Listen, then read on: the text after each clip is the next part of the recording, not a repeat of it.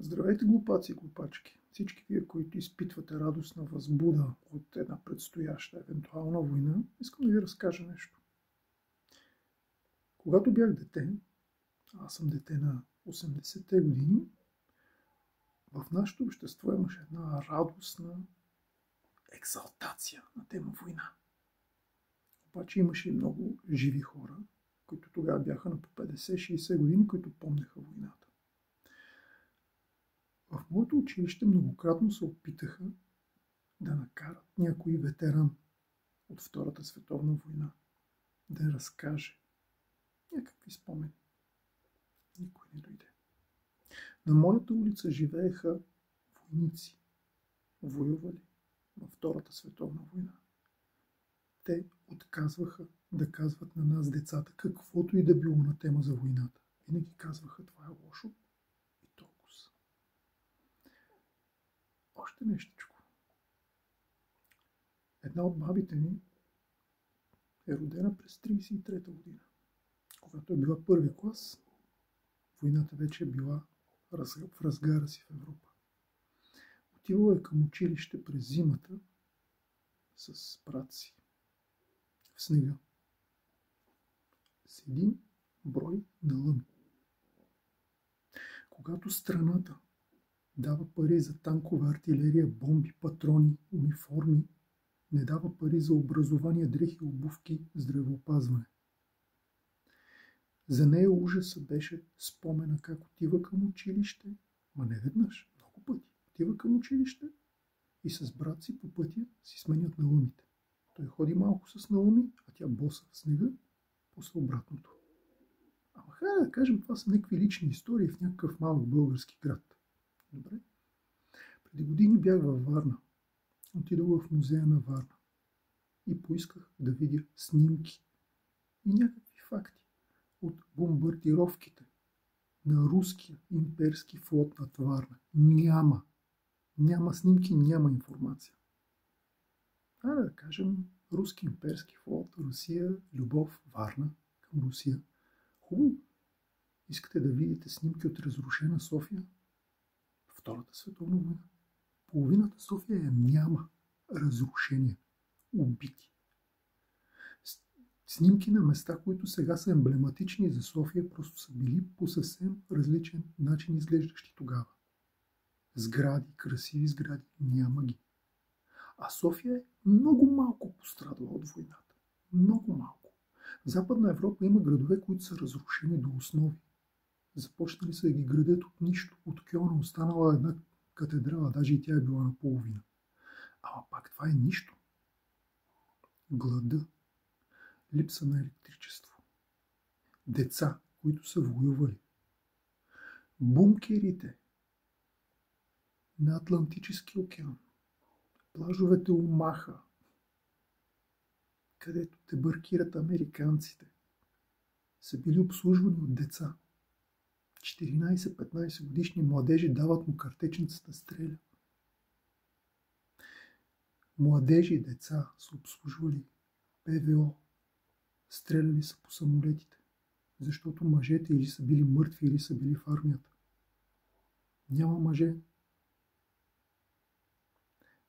Питайте, разпитайте рускини, украинки, стари жени, които помнят 40-те и 50-те години в Съветския съюз. Няма мъже. Много време са се водили женски битки за мъж. Няма мъже. Няма с кого да се възпроизведеш, дори да искаш. И сега Доналд Тръмп иска да увеличи до 5% вноската на всяка една страна в НАТО към армията й. 5% от брутния вътрешен продукт. Това означава по-малко образование, това означава по-малко пътища, това значи по-малко пари за обучение и изобщо за социални услуги, за всичко. А защо е така? Защото в Русия вече отделят 5 или 6% от брутния вътрешен продукт за бомби, ракети. Ама хайде, пак ще ви разкажа лична история. Моето четвърто основно училище беше точно до казармата, моя роден град. Българските войници през 80-те години все бяха гладни. Под оградата всяко едно междучасие десетки ръце се подаваха с монети.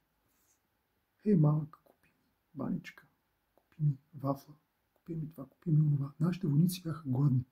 Държавата отделяше колосални средства за въоръжение, но войниците не бяха гладни. Да не говорим, че ходиха с уния униформи, които мило наричаха въшкарниците. Помислете си пак, когато се размечтаете за война. Войната е нещо страшно. Войната е смърт, разрушение и удобния ви живот го няма. Вложил си половин живот да си построиш къща, събереш пари за къща, за имот, да си купиш кола, си отгледаш децата, бум, тряс, падат бомби, няма я къща да ти, няма го апартамента ти, няма го магазина ти. Някои от емблематичните снимки за София са изгубени завинаги, защото при бомбардировките са унищожени ателиетата на най-добрите тогавашни фотографи.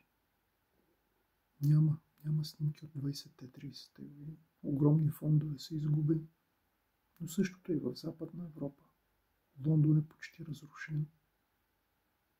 Чел съм спомени на една жена от по това време. През няколко дни дава доброволен труд, полудоброволен, в противовъздушната отбрана. Мъжът е на фронта, 2 малки деца, бомбардировки всеки ден. Минава самолета, ръси запалителни бомби, ти получаваш една кофа с пясък, една лопата и тичаш след запалителната бомба, вкарваш я в кофата, за да не запали сградата. Нещо страшно е войната.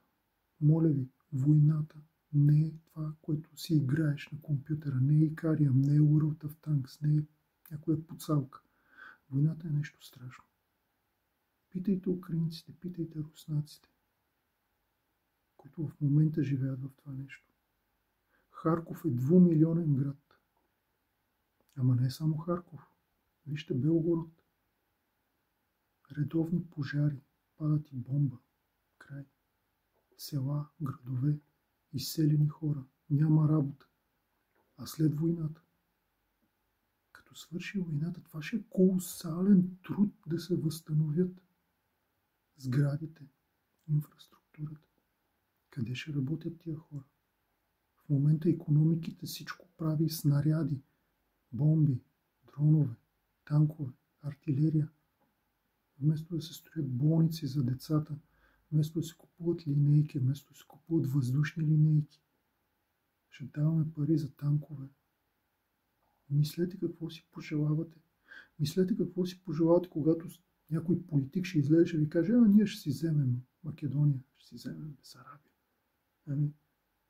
Ако турците решат да си вземат България, ние можем да кажем, Белград е бил наш, така е? Наш е бил. Да, си го вземем. Да. Ама България е била към едни 400 години и нещо. Част от Османската империя. Пък преди това, стотици години е била част от Източната Римска империя. Значи и гърците могат да си ни поискат. Тръгнем ли така, дай ми ти на мене, защото аз тебе някога съм те притежавал.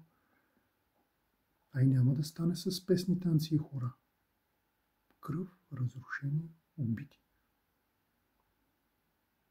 Само през 20 век България участва в 4 войни. Почти ни разоряват тези войни. Хиляди хора остават без дом. След Балканските войни от Македония и от Тракия десетки хиляди българи идват насам.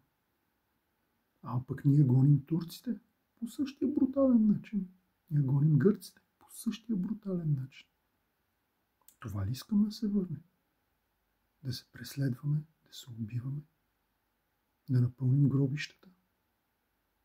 Вижте снимки и клипове от Русия и от Украина. Растящите гробища. Това са милиони мъже и жени, умират и деца. Това ли искаме? Една бомба върху училището на детето ти е край. 200-300 деца са довиждане. Какъв живот ще имаш, като ти умрат децата? При едно такова масово разрушение. Много важно, че някой ти е обещал велика България, велика Сърбия, велика Гърция. Няма величие във войните. Войните са нещо страшно. Мислете какво си пожелавате, мислете за кого гласувате и моля ви, учете история.